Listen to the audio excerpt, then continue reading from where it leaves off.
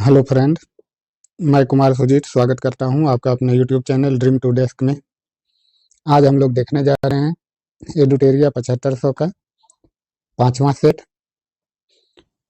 इससे पहले का यदि आपने नहीं देखा है तो प्ले लिस्ट में जाकर उसे भी देख सकते हैं। चलिए अब हम देखते हैं आज का पहला प्रश्न।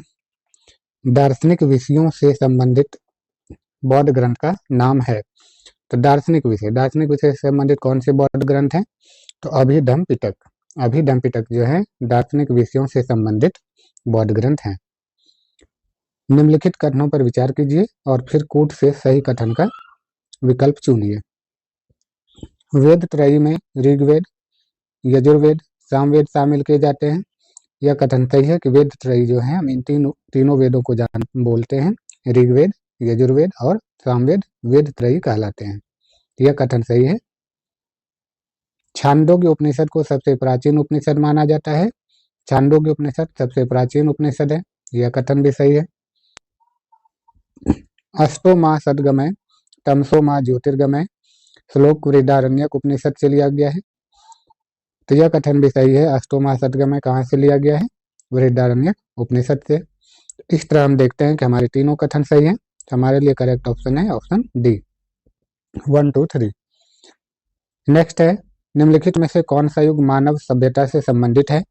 मानव सभ्यता से संबंधित युग जो है यह होलोसीन है। ऑप्शन ए करेक्ट है। प्रशासन के संदर्भ में निम्नलिखित को सुमेलित कीजिए। एक तरफ विभाग हैं और उससे संबंधित कार्य देखते हैं। दीवान ए अर्ज। दीवान ए अर्ज जो है सैन्य विभाग है, तो एक का सी हो जाएगा। एक का सी दीवान ए अर्ज सैन्य विभाग। यदि हम ऑप्शन को देखें तो 1 का सी एक ही में, बाकी सभी एलिमिनेट हो जाते हैं। इस तरह हम एक ही बार में अपने करेक्ट आंसर तक पहुंच जाते हैं। तो दीवान ए अर्ज सैन्य विभाग। अन्य को देख लेते हैं। दीवान ए रसालत। दीवान ए रसालत जो है यह विदेशी और धार्मिक मामलों का विभाग होता है। दीवान ए इंसा संचार मंत्री और दीवान ए विजारत वित्त विभाग। निम्नलिखित ब्राह्मण शासकों में से बीजापुर में प्रसिद्ध गोल गुंबज का निर्माण किया गया था। तो बीजापुर में गोल गुंबज का निर्माण किसके द्वारा किया गया? मोहम्मद आदिल शाह के द्वारा। तो मोहम्मद आदिल शाह द्वारा बीजापुर में गोल गुंबज का निर्माण करवाया गया था। सल्तनत कालीन शब्द विश्वा। विश्वा का क्या अर्थ होता है? विश्वा का अर्थ होता है सल्तनत काल में विश्वा चांदी के सिक्के के लिए प्रयुक्त किया जाता था। हमारा करेक्ट ऑप्शन है चांदी का सिक्का। किस विजयनगर शासक ने तुंगभद्रा नदी पर बांध का निर्माण करवाया था? तो विजयनगर के शासक ने तुंगभद्रा नदी पर बांध का निर्माण करवाया था। वे शासक थे देवराय प्रथम। तो देवराय प्रथम ने तुंगभद्रा नदी पर एक बांध का निर्माण करवाया था। भारत का पहला शासक जिसने सर्वप्रथम उर्दू को अपने राज्य की राजभाषा घोषित किया था? आदिल शाह द्वितीय। इब्राहिम आदिल शाह द्वितीय ने सर्वप्रथम अपने राज्य में जो है उर्दू को राजभाषा घोषित किया था। निम्नलिखित को कालानुक्रमानुसार व्यवस्थित कीजिए। फॉरवर्ड ब्लॉक कालानुक्रम है तो हमें इसके डेट को जरूर याद रखना चाहिए। फॉरवर्ड ब्लॉक की स्थापना हुई थी 3 मई 1939 को। फॉरवर्ड ब्लॉक 3 मई 1939। अगस्त प्रस्ताव 8 अगस्त 1940 को आया था। आज़ाद हिंद फौज का गठन सर्वप्रथम आज़ाद हिंद फौज का गठन 1942 ईस्वी में किया गया था और आगे चल करके 21 अक्टूबर 1943 को आज़ाद हिंद फौज का पुनर्गठन हुआ था सुभाष चंद्र बोस द्वारा। तो सर्वप्रथम गठन 1942 में हुआ था। और मुस्लिम लीग द्वारा मुक्ति दिवस जो है 22 दिसंबर 1939 को मनाया गया था। क्यों मनाया गया था इस फैक्ट को भी हमें याद रखना चाहिए। तो 22 दिसंबर 1939 को मुस्लिम लीग ने मुक्ति दिवस मनाया क्योंकि उस समय कांग्रेस ने अपने सभी प्रांतों से इस्तीफा दे दिया था। तो मुस्लिम लीग द्वारा बाद में मुक्ति दिवस मनाया गया। इस तरह हम देखें काल क्रमानुसार हो जाता है। सबसे पहले फॉरवर्ड ब्लॉक की स्थापना 1 और उसके बाद 22 दिसंबर 1940 को मुक्ति दिवस। 1 के बाद 4 हमारा करेक्ट ऑप्शन हो जाता है ऑप्शन सी।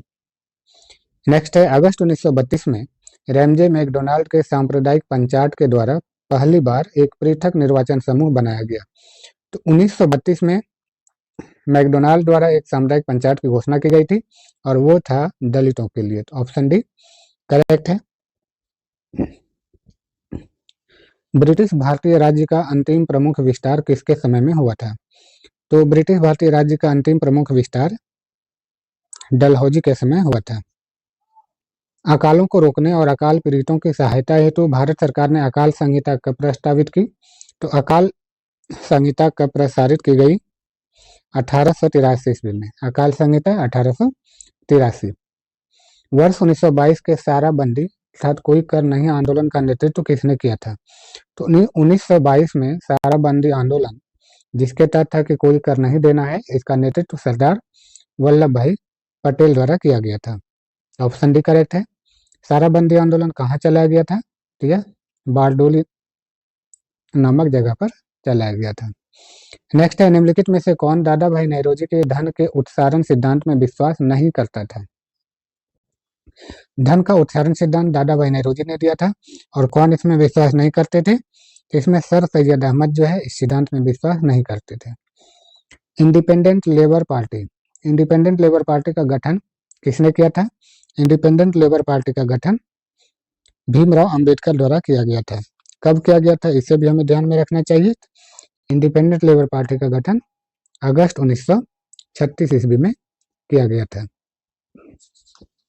नेक्स्ट है निम्नलिखित में से कौन सा मौलिक अधिकार निवारक निरोध द्वारा प्रतिबंधित होता है? निवारक निरोध द्वारा स्वतंत्रता का अधिकार प्रतिबंधित होता है।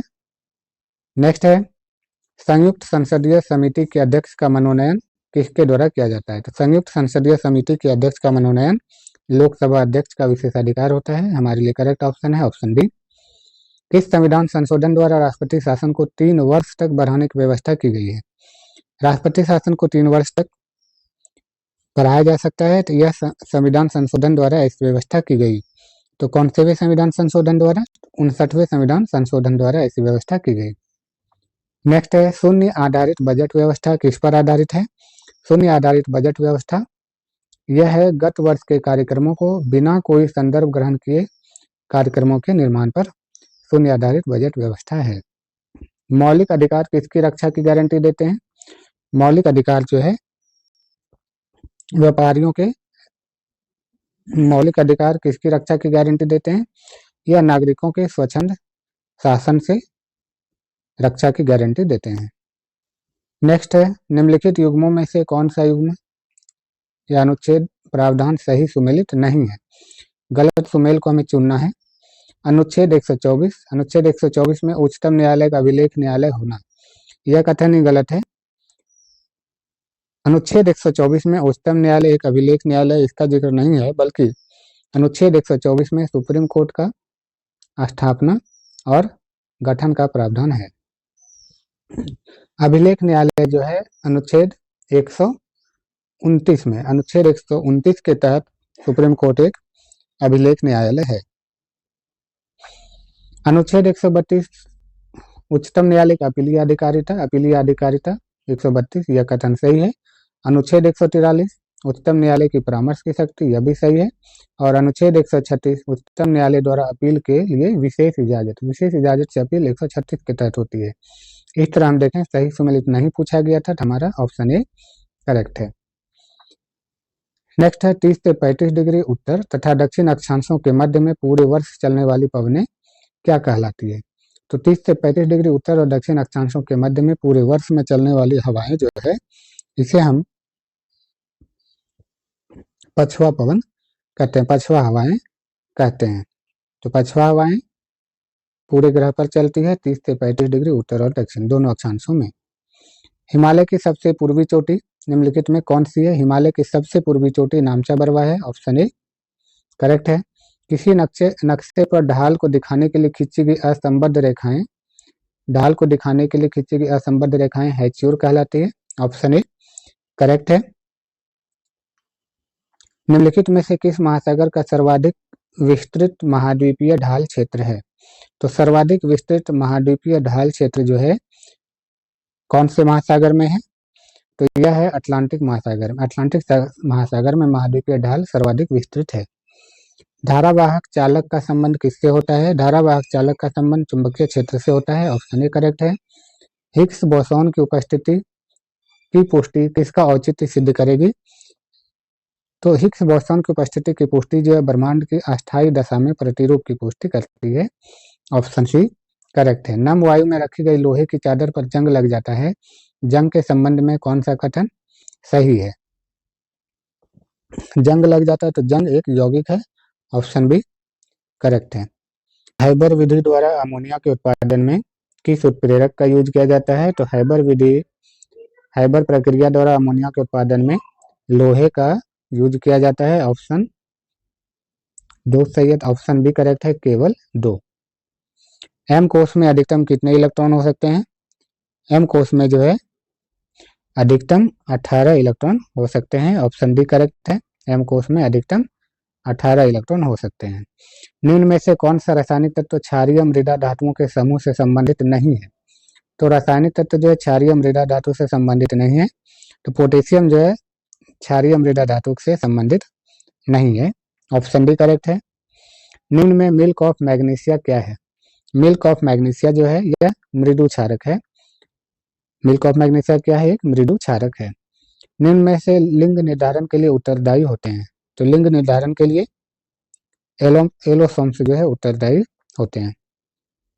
यदि किसी जीवाणु में केवल एक सिरे पर फ्लैगेला होता है तो इसे क्या कहा जाता है?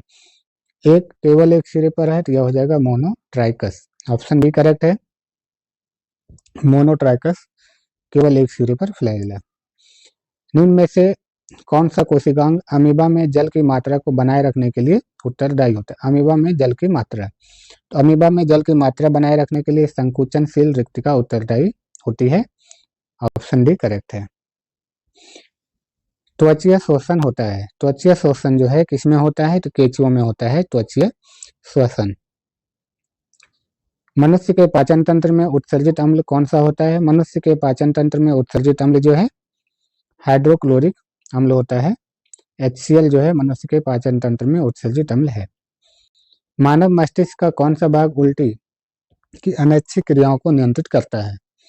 तो उल्टी जैसी अनैच्छिक क्रियाओं को कौन नियंत्रित करता है? पश्च मस्तिष्क।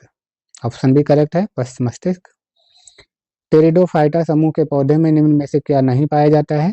तो टेरिडोफाइटा समूह में पुष्प जो है नहीं पाए जाते हैं। ऑप्शन ए करेक्ट है। पौधे में ऊर्जा का अंतिम स्रोत होता है। अंतिम स्रोत क्या है?